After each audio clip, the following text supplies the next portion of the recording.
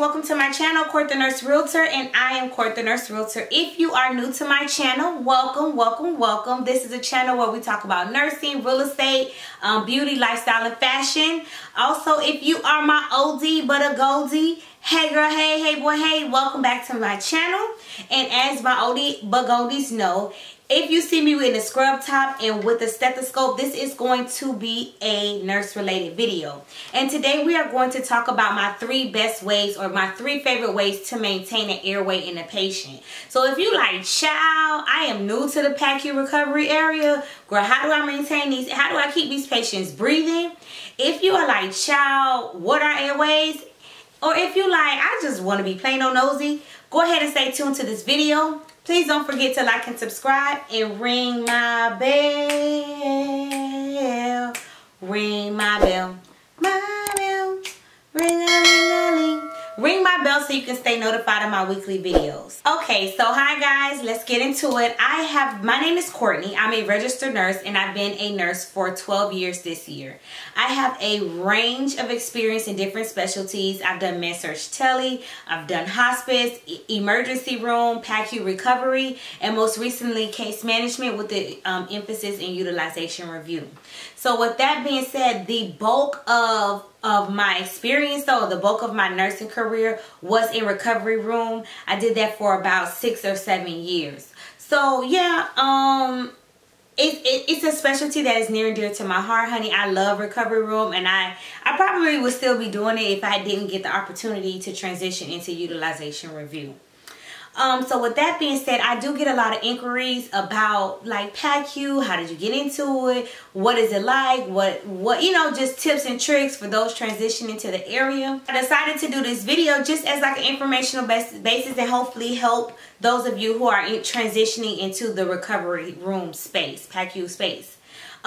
First, let me start off by saying this video is no means of telling you how to practice nursing. You need to refer to your state and you need to refer to your facility policies. This is just a guideline and I'm telling you what works for me. So that's my disclaimer. Girl, if something go wrong, my name Benny and I ain't in it. Okay?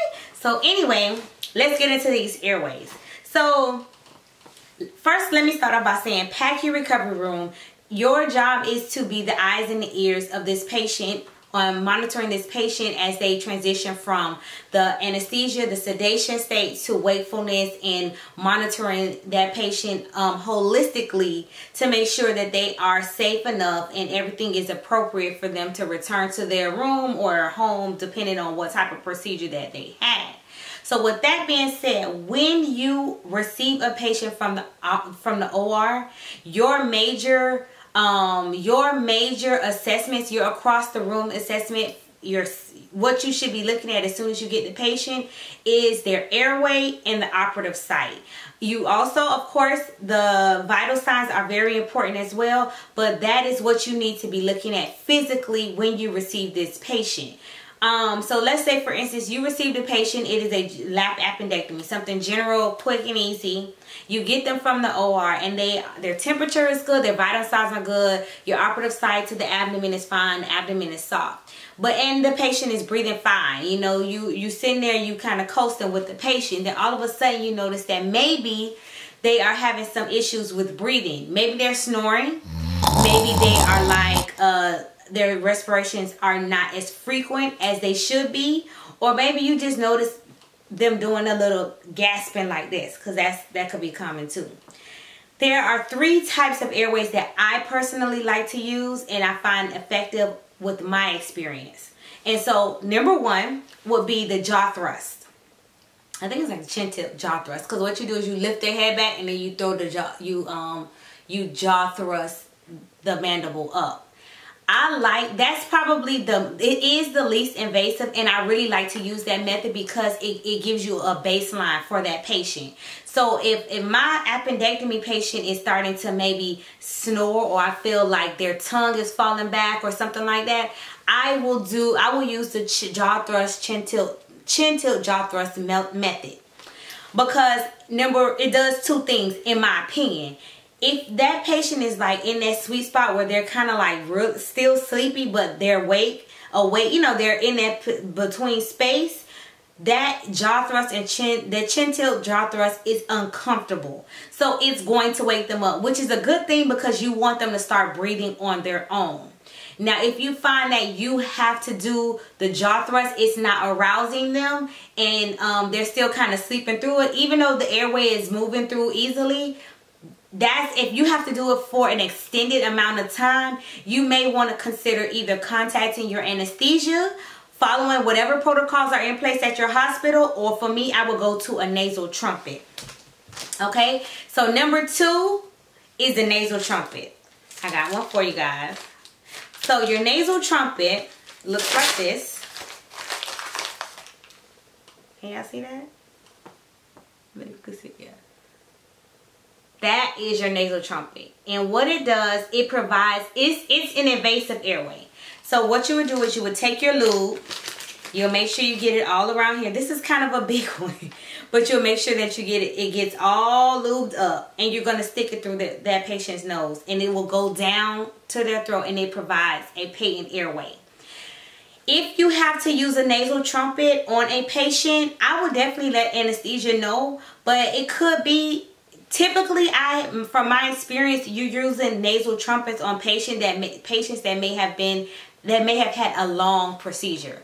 So this would probably be done like, what's on your long procedures? Maybe your vascular surgeries could be long. Maybe your X-laps, something where they opened. Things of that sort, they tend, or your VATS, those longer procedures, your tram flaps, you may end up using these because they were under sedation for such a long time. So this is to me, I really like using this for those patients who are really hard to arouse. Remember, so you had your jaw thrust, and yeah, they were breathing, but you had to stand there and hold it open for an extended amount of time, and that, number one, could be time consuming. You probably could be getting another patient, and that patient just needs to sleep it off a little bit. You will go ahead and advance to your nasal trumpet. Okay, so say for instance, the nasal trumpet, some facilities don't have a nasal trumpet, or it's just not working, or maybe your patient has a thick tongue. Then you will advance to the oral airway. I don't really like the oral airway. Is not my favorite because it's a maneuver. Like, you have to kind of be a good little expert to use this. And this goes in, and you have to turn it to the side to keep that tongue to the side and let the airway breathe. This will be, to me, this will be in your really, really sleepy patients. And if you are going towards this route, you need to really let your anesthesiologist know to see where they're at with the patient. If your vital signs are still remaining stable, maybe they just want them to sleep it off. But if you start to notice a change in their vital signs and you have to use this, you really do need to notify somebody, because this patient may be too sedated and maybe they need to have some type of reversal. So airway number 1 was your jaw thrust. Airway number 2 is your nasal trumpet. And airway number 3 is your oral airway. And I feel like all of these are things, if you are going to be in the recovery room, if you are going to be a PACU nurse, you need to know and know how to use these effectively. These could be lifesavers to where you won't have to code or rapid response. Well, it wouldn't be rappers. You won't have to code your patients, okay? So always, if you are new to that area, speak with whoever is precepting you and get a real knowledge base on these things, because these things will save your life, okay? Well, that's all I have for today as far as the airways. I hope that was informative. If so, drop it in the comment box. If you want more PACU videos, let me know in the comment box as well. And as always, I love you, but God, He loves you so much more. God bless you.